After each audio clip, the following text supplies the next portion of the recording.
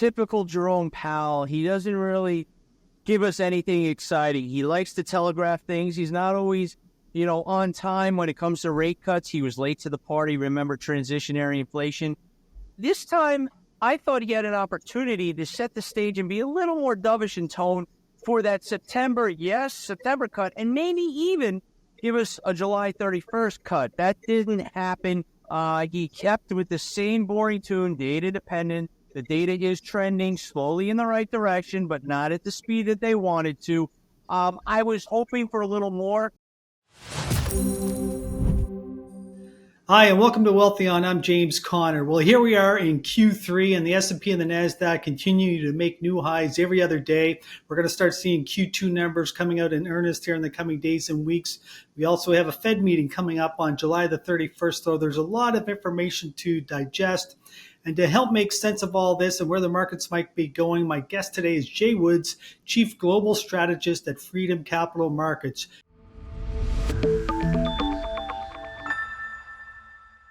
Jay, thank you very much for joining us today. How are things in New York?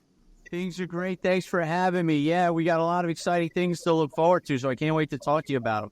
So, Jay, you are currently in your office, but you are one of the few remaining people down on the floor of the New York Stock Exchange.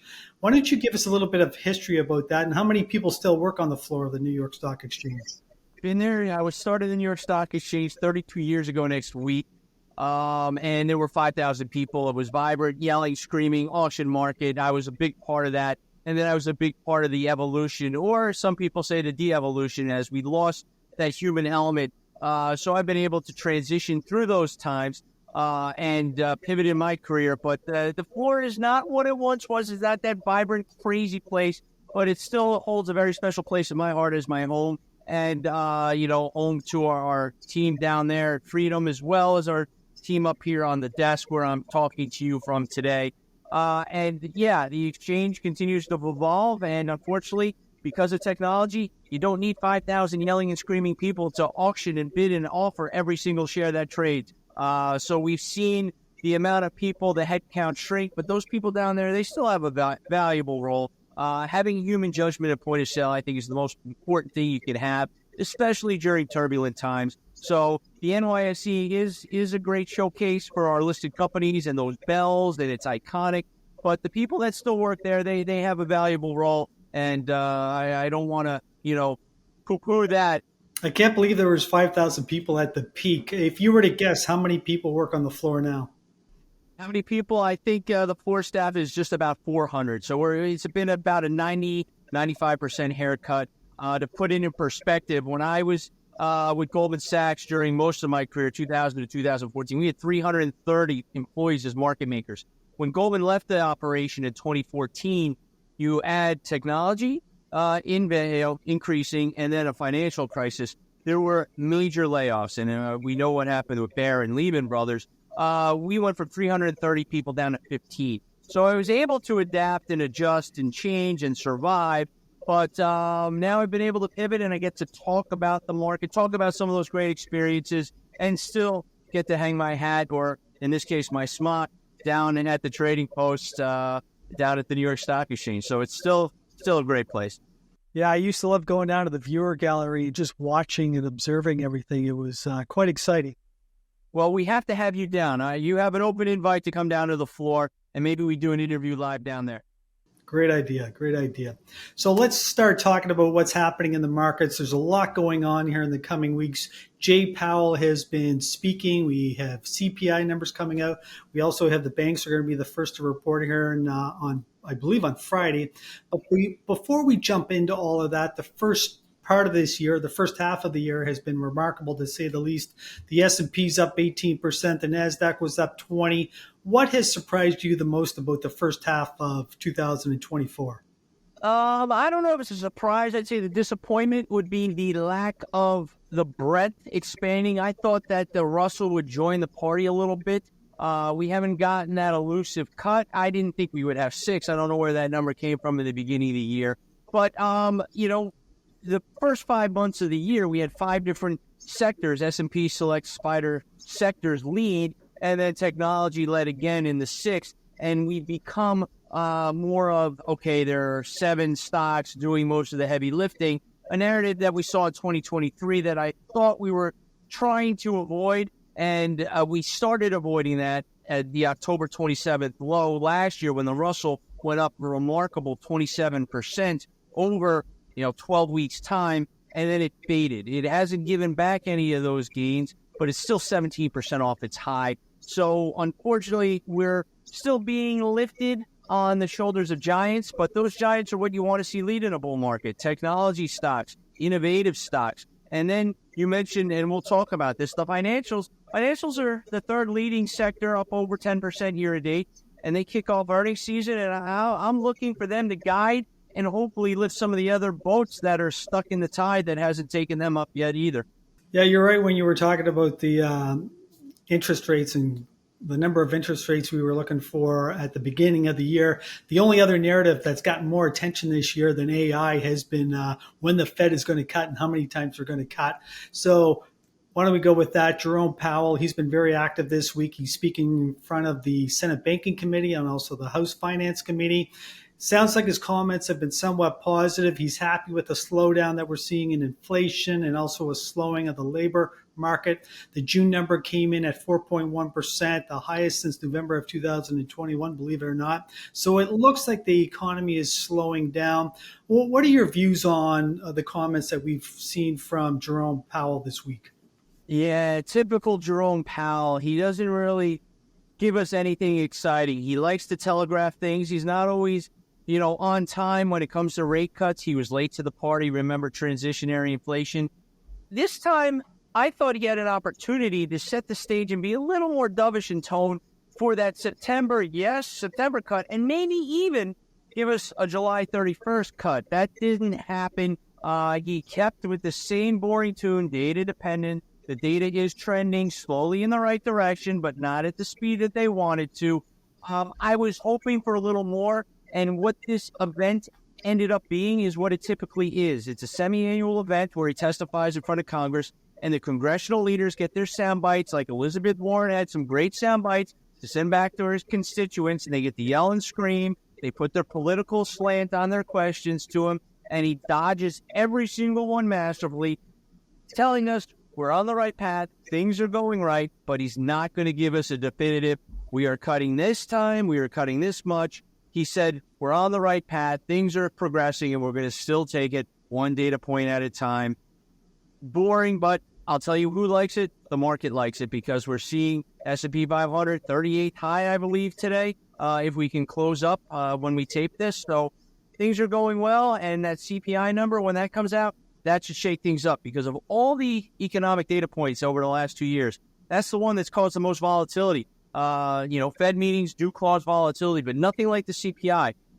We haven't had a 2% drawdown in 345 days now. That's a pretty long stretch. Let's see if it can continue. But the CPI is what everyone's watching for. It's expected to continue to trend down. It was 3.3% last time. Economists are looking for 3.1%. We get a number in line. God forbid if it goes lower than that 3.1%. A cut, there's no reason not to cut. Everything is going the right way. You mentioned unemployment is slowly trending up. Not what you want to hear, but that is the narrative of a soft landing. All right, the labor market's cooling, and the inflation numbers are coming down. So right now, he's guiding it. We're trying to land softly, but he's not putting that first rate cut out there for us just yet. So you made mention of the fact that the next meeting is on July the 31st. And it sounds like you don't think they're going to cut then? It doesn't seem that way. Jay Powell had the opportunity to telegraph it. He may speak again after the CPI number, but, given his history, you know what's coming. The only time he went off script was when he had the leak to the Wall Street Journal, Nick Timiraos to be exact, that we were going to hike. When he said, we don't need to hike, or I believe the hike was 0.75 of a point, and they were looking to hike maybe 1/4 or 0.5 percentage. And 2 days before the meeting, all of a sudden, the Journal gets a story, so he didn't surprise the markets. I remember, I'm old enough to remember Greenspan, and he never knew exactly what he was going to come out with. He had his little briefcase indicator. If it was thicker, oh no, we're cutting. If it was thin, nothing's going to happen. Jay Powell telegraphs everything. He's very boring. very, straight-laced and saying things are going in the right direction, but, we'll still wait for the next data point. So I don't expect a July cut. I didn't expect one, but the table, he was there. He could have set it up. So I think September, there's a 75% chance of a cut. And if they're going to do it, forget the election, forget politics. Jay Powell does not care. They'll probably cut for a quarter point in September. Interesting. And so I guess the next time they get together, or Jay Powell is going to be in Jackson Hole in August. Do you think he's going to be setting the table then for a cut in September? Yeah, Jackson Hole, I remember 2 years ago where he crushed the market because the market was rallying as he's saying, we are raising rates. And he threw a bucket of cold water on the market. And if you look at it, that was the high, and we trended lower until the October bottom. But Jackson Hole always has potential for him to say something crazy. Watch, this is a fun fact for you. Watch where he talks when he's at Jackson Hole. It's a beautiful, bucolic setting. The time he had negative things to say, he was in a bunker with a panel wall, like a horrible background like mine right now. And when he had something rosy to say, he was outside, and it was beautiful. It was nice. So that could be a tell, but Jackson Hole is a little ways off. Let's get through the CPI as he's dated. Now I'm going to be boring like him. We're data dependent, one data point at a time. Let's see the CPI and the PPI and go from there. But I think the way the trends are going, he should be set up for a cut. So you made mention of the fact that the banks are reporting this Friday, JP Morgan, Wells Fargo, and Citi. And I have to admit, I'm really surprised by the outperformance of the banks. JP Morgan is up over 20%. I believe Citi's up over 30%. But what are your thoughts on these banks, and are they going to continue to outperform this year? Yeah, I do think they're going to continue to outperform. And it's weird because if you look at the backdrop, higher for longer, they're able to navigate those waters. The IPO and the deal market have been kind of light, yet they continue to trend higher. Let's watch JP Morgan first. Jamie Dimon kicking us off. That's the official start to earnings season. Here's a fun fact for you. The last 6 times they've reported earnings, they've beaten, but the stock is traded lower. Why do they trade lower? Because Jamie Dimon, and I love this about Jamie Dimon, he always is worried about the next headwind, the worst case scenario. He doesn't spike the football. They're making all-time new highs before earnings right now. The stock is technically broken out, as have a few other stocks in the sector. And as a technician, I watch price action, and price action is telling me we have another leg to go higher. But JP Morgan's going to set the table. Jamie Dimon's comments will be very interesting to watch. He's usually going to tell us what could go wrong instead of be rosy about the economy. I don't expect that to change. And then you have Citi, you have BlackRock, you have Wells on Friday, then Goldman Morgan next week. And if you look at the price action in these stocks, and then the XLF, and I'll give you another fun stat. The XLF, that is the financial ETF that tracks the biggest financial companies in the world, Berkshire being their number one holding, then JP Morgan, then Goldman and Morgan, Visa, MasterCard. The XLF has been around for 25 years. It's only been up 15 times, so 10 times it's actually been down for the year. Of those 15 times it's up an average of 21%. Financials tend to be streaky. They tend to go on runs that last 18 to 27 months. And this run has basically been 8 months, 9 months since the October lows. And I think they have another leg to go higher. The price action setting the table for that. If we get a rate cut, maybe 2, we'll probably see them start to lead. So the financials, to me, I think the setups are there in the big banks. The regionals, that's a different story. They've struggled to come back, and there are a lot more things on the balance sheet they have to worry about, where the big banks have been able to capitalize on things. They passed the stress test with flying colors. So I expect financials to have a good start to the earnings season, and that could be great for the broader market. And you brought up a good point about these regional banks. Many of them have had ongoing problems here in the last couple of years. A lot of it due to just excess loan loss provisions and also troubles with the with housing, et cetera. Now, I'm surprised these U.S. banks are doing so well, JP Morgan and Citi, and especially with a slowing economy. Like you would have to think, or I would think anyway, that the U.S. consumer is starting to feel some pain. and they're not spending as much. Maybe they can't make their house payments. Maybe they can't make their car payments. And then when you look at the commercial side of the real estate market, there too we have a lot of issues. What are your thoughts on that? Yeah, well, you mentioned the consumer, and the consumer has gotten selective. We haven't seen it have ramifications yet in, say, the financial sector, but we see it in select companies in the staples, in the discretionary, where you have stocks like Nike that are getting pummeled. But you have, you just look at food stocks. You look at Chipotle continues to do well. Shake Shack did well. McDonald's did it. They're coming back. They're all now, coming up and changing the way they have to adjust to the consumer who started to get selective. We see the Costco's of the world, the Walmart's doing well, the Targets struggle. Those dollar stores have been struggling. So the consumer has been very selective in how they choose.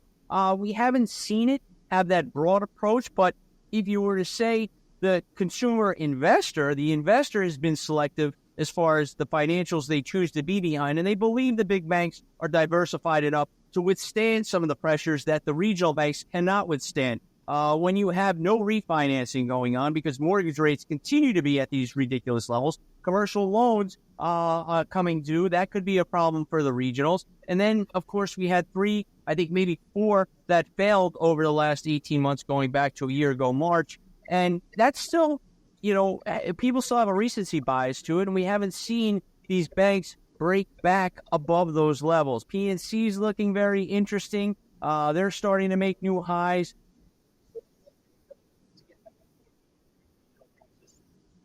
I'm looking forward to this $5 meal plan that McDonald's has coming out. Hey, $5, and Burger King is doing something similar. Wendy's, I saw a commercial. They have this chicken nugget, new chicken nugget flavor, Parmesan and garlic. And they're competing now to win the consumer who is getting selective. So we're seeing it, and then we're seeing it in stocks. People still want to be in technology, and they're afraid to go into other areas right now because the growth isn't consistent. One of the interesting things about the markets always, but there's a lot of cross currents going on in the markets right now. And you touched on how well Chipotle's doing, also Shake Shack. They're doing very well. But then when you look at McDonald's and Starbucks, they're not doing well. Both of those companies have said that the consumer is spending less and they're being hurt by this current economic condition. And it's kind of interesting to see these different restaurant companies with different results and different comments about how well the consumer is doing.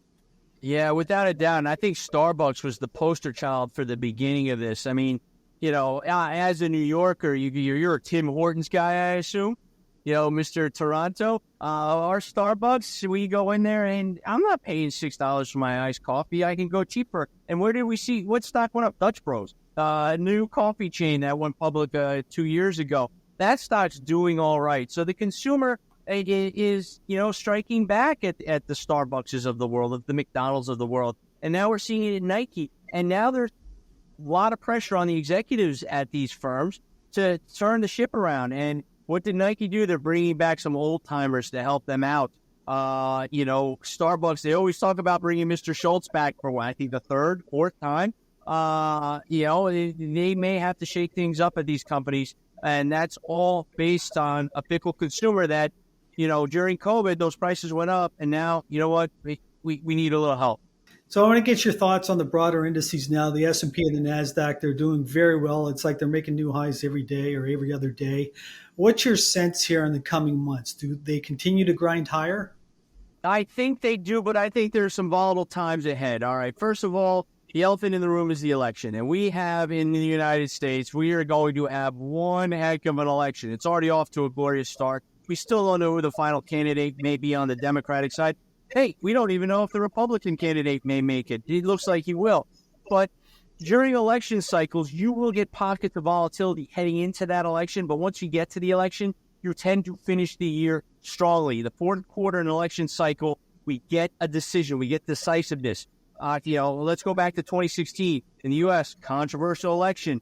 Everyone thought Clinton was going to win. It was Trump. And the futures that night were down dramatically. We opened lower. We went higher. We kept going to the end of the year. 2020, another controversial election. one that some people still deny, but I can't deny price action. Price action bottomed on election day, and we went higher. We even made a new high 2 days after the January 6th riots. So the politics, while they'll make headlines, I tell customers here, just put on earmuffs. You want to block it out. You want to focus on the action. And historically, the trends are set up that we do well. But before we get to that November election, yes, August, September, the 2 worst months of the year. The last 10 years, August, September have only been up 4 times. And they're down a little average. I think it's 1.7%. I had my intern doing that research for me. I have not verified his work yet. But I just know that August to September, from a seasonal pattern, the 2 worst performing months of the year. October, one of the most volatile months of the year. We get most of our bottoms happen in October. And I think the stage is set. You asked about the S&P and the NASDAQ, both having tremendous years. All right, we get an average of 3-5% pullbacks a year in the major index, the S&P 500. We get an average of 10% correction. We have not had a day where we've gone down 2% in 345 days. I think there are going to be pockets where you're going to get that pullback. They tend to happen in August. I don't know why, but maybe it's because everyone's going away, no one's paying attention. But I think a 5% retracement, that would be normal. We'll get you back to 5250, 5300 in the S&P 500 as we cross 5600 as we tape this.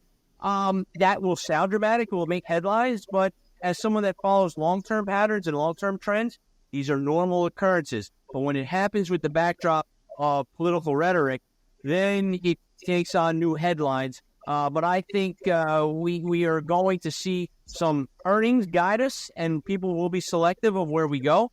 I still think the financials should be in good shape, but there will be pockets. And when stocks have missed or not guided well, we saw this in the software stocks. When they haven't had a good AI story in the software stocks, they get punished. Now, they're rebounding. They're coming back pretty nicely. But we've seen some extreme volatility around earnings, especially in the tech sector, when they don't perform up to standards. Look at Intel. Look at what Adobe did. Look at Palo Alto Networks. They're coming back. But, man, were they beaten down for, weak or average guidance compared to some of their peers. Well, if you are underperforming, all you have to do is adopt an AI strategy like Apple did. It was down on the year or flat on the year, and now look at it. I think it's up over 20% on the year. Not only did they adopt it, they stole the initials AI, Apple Intelligence. It absolutely brilliant. And then every AI strategy they pour into their phones, so they have to improve Siri. We all know that. It will be on a next generation iPhone. So to me, that play was brilliant because the normal upgrade cycle will now be enhanced because people want that AI technology. Now, let's see how it works. That's the big question. But the anticipation of it is tremendous, and that's why Apple's making new all-time highs. So I don't want to talk too much about AI. I've heard so much about it, and I'm sick of it, and I'm sure everybody else is. But I want to get your thoughts on Tesla. Here's another stock that was massively underperforming. And then just here in the last 4 weeks, it caught a serious bid. It looks like there might be a massive short cover going on. What are your thoughts on Tesla? I believe it's up 45% since June the 24th. It's up 90% from April the 24th. It's crazy. Tesla's a stock that is so tough to trade, to judge. It has a cult-like following. Then when you think it's an auto company, he comes out with something innovative. You cannot second-guess Elon Musk. I know he has a cult-like following. When I talk negatively about Tesla, I get more hate mail and negative social media than ever before. The run has been tremendous. It's up 12 days in a row. The RSI, Relative Strength Index, is at one of its highest levels we've ever seen, well above 85 now. I haven't looked in 2 days. Usually that means we are starting to reach an inflection point and we should get a turnaround. What Tesla's waiting for now? Earnings on the 23rd of July, and then the big event August 8th. Their the automation, the robo-taxi event. People really believe that he is going to come through and deliver with this next technology advancement. It's not about selling the amount of cars. It's not about the deliveries, which did exceed expectations, which were lower than a year before. People don't realize that. The Tesla bulls are all in right now. There's so much momentum in this stock, but when it fades, it's going to fade quickly. But Tesla's a stock that it is one of the hardest stocks for a fundamental analyst to look at the numbers and justify the moves that we see in this stock. As a technician, we saw it break out of an inverted head and shoulders pattern. It had a nice run, and it's still continuing. That's what's impressing me about this run. It's up 90% since April, 42%, as you said, since June. If I was in it and I caught this run, I'd be taking profits. So I just want to summarize a few of the points you made. You think we're going to get a rate cut in September. Overall on the markets, you're positive. You don't see any negatives. We might get a 5% pullback, but nothing more than that. We're going to continue to grind higher. If there was one potential risk or maybe a potential black swan to the markets and the economy, what do you think it would be? Yeah, geopolitical concerns are always that black swan, and I don't like to come on shows and try to be that negative and make that call. I'm not going to make that call. Oh, yeah, China's going to invade Taiwan. That could happen. We know that there have been threats in the past. I don't think it will happen in the election cycle. We've seen Russia get more aggressive with Ukraine lately. We've had conflicts, obviously, in Israel. If something was to escalate, that will definitely spook the markets. It always does. The black swan event would be some economic data point that just shocks us, and Jay Powell has to make a pivot.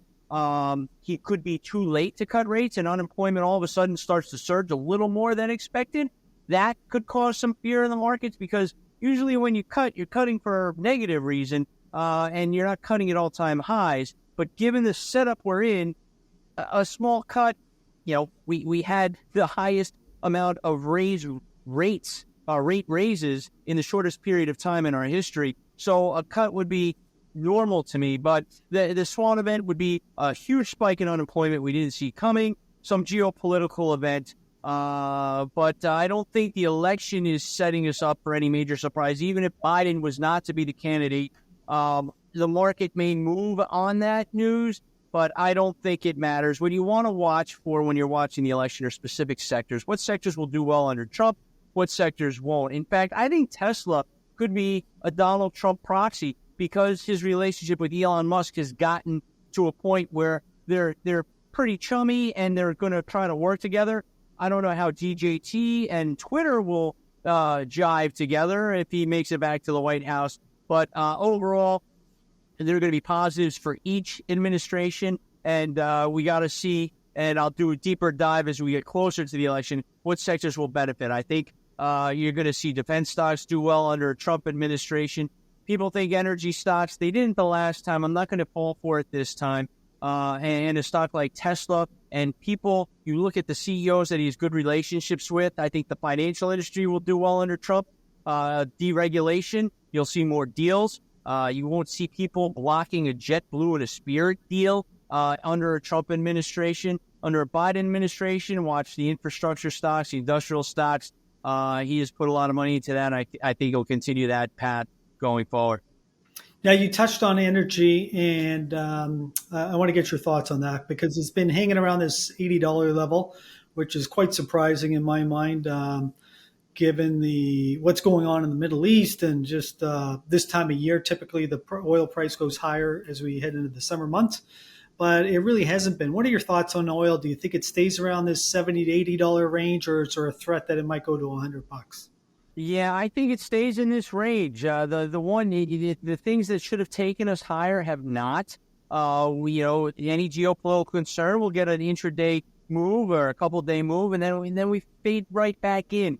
Like I said, Trump, everyone thought energy stocks, they rallied into his presidency, and they were horrible when he was in office. They did rally towards the end of his term. Right now, energy is an area I'd avoid. I think people do see it as an opportunity because it has pulled back. But given some of the recent events, not seeing it join the party or make it back from its recent downtrend is a little concerning. And I think there are better places like financials that you want to go into, like healthcare that is stabilized. Some of these sectors had nice runs at the end of last year, early this year, and they've just pulled back. They've stabilized. They haven't gone down. Energy looks a little broken to me, and I think it has more work before we see it lift off. And I don't think a Trump election is going to help energy. and Biden is really not going to do much for it either. And do you have any thoughts on Bitcoin or gold? Yeah, well, gold is one of those head scratchers. I am not a gold bug. I'm not a gold expert. It has a tremendous run technically. It's broken out long term. It looks fantastic. The inverse relationship, the hedge, I thought Bitcoin was supposed to be a hedge when technology wasn't doing well, but now 5 of the Mag 7, if NVIDIA's almost there again, 6 of them are making all-time highs, and Bitcoin is breaking down. I think Bitcoin will do well under both administrations. Biden has done some things to make it friendlier. Trump is now on the Bitcoin bandwagon as well. But no, we don't follow, cryptocurrency here at Freedom. So what I look at is I look at the technicals, and I know it's broken down. You want to see Bitcoin recapture 57,000, and then you could possibly have a leg higher into the mid-60s. But overall, for people that said this was the inflationary hedge, it never is acted consistently for me to give it much credence. As far as gold goes, gold looks fantastic. Copper looks great. You're seeing a lot of these, materials that will be part of the AI story that help build the infrastructure, like a copper, like uranium doing well. And then I think the utilities, there is a story there. They're going to need that power. They had a nice little run up. They pulled back. They're probably set to rally as well if we can broaden this rally out into year end, like I think we will. Yes, Bitcoin is interesting because we were always told it was a risk-on type of trade, and we definitely have a risk-on market right now. It just keeps ripping higher, but Bitcoin keeps going lower. So it's going to be interesting to see what comes of that. Jay, as we wrap up, if someone would like to learn more about you or get your thoughts on the markets, where can they go? Oh, well, I write a weekly newsletter. You can go to freedomcapitalmarkets.com and search for that, or you can follow me on Twitter. It's JayWoods3, and the pinned tweet, the first tweet you see is a way to subscribe to the newsletter. So every Monday I come out with my market thoughts, what we have to watch out for. So this week we said, hey, it's earnings season. We're watching Delta, Pepsi, JP Morgan. We're watching the CPI. We're watching the Powell testimony. It's a good way to just prepare for what everyone's going to be talking about this week. Next week, well, we're going to be full-fledged earnings season. We're going to go into that. We're going to see how the CPI reacts. And now the stage is set. And then we'll be talking about some seasonal factors in the next few weeks because August and September tend to be those crazy months. I don't expect that to change. And then, we'll throw in some fun facts. I don't like to do a deep dive in politics, but if one candidate is looking to help one industry better than another, we'll focus on the economic angle of that candidate. And I'll let the political stations talk politics. Well, that's great. I really enjoyed hearing about your time on the floor of the New York Stock Exchange. I still can't believe there was 5,000 people there. There were, and there was no place in the world like it. The camaraderie, the life lessons you would learn being side by side on top of those people were some of the things that have shaped me to where I am today. And, I'm very proud to be a small part of that great community. 232 years as an exchange, been in that building since 1903, and I've been there for 32 years, and I hope to be there a little bit longer because it's a great place, and I hope I can welcome you and the Wealthion team down there. Maybe we can talk live from the floor next time. I would love to do that. Once again, thank you. Thank you. Great joining you. Well, I hope you enjoyed that discussion with Jay Woods, and it provided you with some insights on what to expect in the coming weeks and months with the financial markets. If you're trying to figure out how to prepare for your financial future, consider having a discussion with a Wealthion-endorsed financial advisor at Wealthion.com. After providing some basic information, Wealthion will put you in touch with a vetted advisor. There's no obligation whatsoever to work with these advisors. It's a free service that Wealthion offers to all of its viewers. If you have any suggestions on who else you would like to see on the channel or any other topics you would like to see discussed, please let us know in the show notes below. Once again, thank you for making time with us today, and I look forward to seeing you again soon.